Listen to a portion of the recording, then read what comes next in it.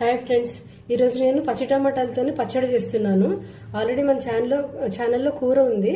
ఇప్పుడు పచ్చడి కూడా చూడండి. నేను ఏమేమి వేస్తున్నానో చేస్తూ చూపిస్తా.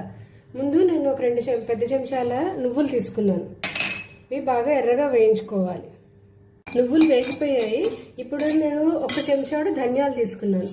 నువ్వుల్లో సగం ధనియాలు, ఇవి కూడా వేయించుకున్నాను. ధనియాలు కూడా వేగిన వాసన వచ్చేసేసింది. ఇప్పుడు నేను ఇందులోకి జీలకర్ర వేస్తున్నాను.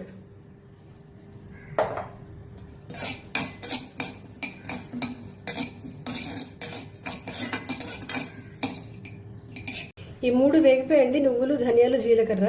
ఇప్పుడు నేను ప్యాన్లో ఇదేమో ఒక ప్లేట్లోకి తీసి పెట్టేసుకున్నా. ప్యాన్లో కొంచెం నూనె వేసాను. దీనిలో ఇప్పుడు పచ్చిమిరపకాయలు వేసుకుంటున్నాను. నేను ఈ పచ్చడంతా నేను పచ్చిమిరపకాయల కారంతోనే చేసుకున్నాను. ఇంకా ఎండుమిరపకాయలు, ఎర్రకారం వేయాలి. ఇది వేగిన తర్వాత మళ్ళీ ఇంత వేగితే సరిపోతుంది. మిరపకాయలు ఎక్కువ వేగక్కర్లేదు. కొంచెం పైన రంగు మారుతుంది, తెల్లగా అవుతుంది. అప్పుడు దీనిలో తరిగిపెట్టిన టొమాటోస్ వేసేస్తుంది. ఇది కూడా 1 నిమిషం వేయించుకోండి.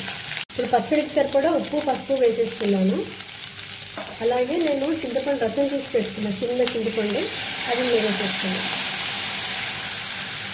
ఇవన్నీ కలిసి బాగా ఉడికిపోతాయి. ఉడికిపోయిన తర్వాత నెక్స్ట్ ప్రాసెస్ చేస్తాను. ఒకసారి చూద్దాం టమాటాలు ఎంతవరకు అయినాయో.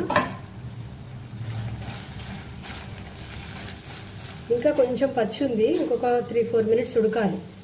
ఉడికిన తర్వాత ఇంకా కట్ అవ్వట్లేదు ముక్క. ఉడికాక మళ్ళీ చూపిస్తాను. చూద్దామండి ఇంకోసారి. టొమాటో రెడీ అయిపోయింది. ఇది చల్లారిన తర్వాత గ్రైండ్ చేసుకుందాం. ముందర నువ్వులు గ్రైండ్ చేసుకుని తర్వాత టొమాటోస్ వేద్దాము. గ్రైండ్ చేసేటప్పుడు పచ్చి వెల్లుల్లిపాయలు తీసుకున్నా. ఒక 4-5 పచ్చి వెల్లుల్లిపాయ రెబ్బలు తీసుకున్నా. ఇవి కూడా కలిపి గ్రైండ్ చేసి అంతా అయిపోయిన తర్వాత పోపు పెట్టేస్తా. టమాటాలు చల్లారిపోయి పచ్చడి గ్రైండ్ చేసేసాను. ఇప్పుడు పోపు వేసుకుని ఆ పోపులో పచ్చడి వేసి కలిపేసేసి డిష్ అవుట్ చేసి చూపిస్తాను. ఈ పోపులో నేను ఆవాలు, ఎండుమిరపకాయలు తీసుకున్నాను.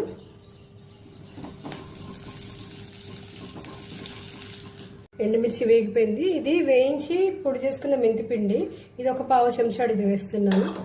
అలాగే చిటికెడు ఇంగువ కూడా వేసేస్తున్నాను. ఇప్పుడు పచ్చడి అంతా ఇందులో కలిపేసేస్తాను. గ్రైండ్ చేసి తెచ్చుకున్న పచ్చడి.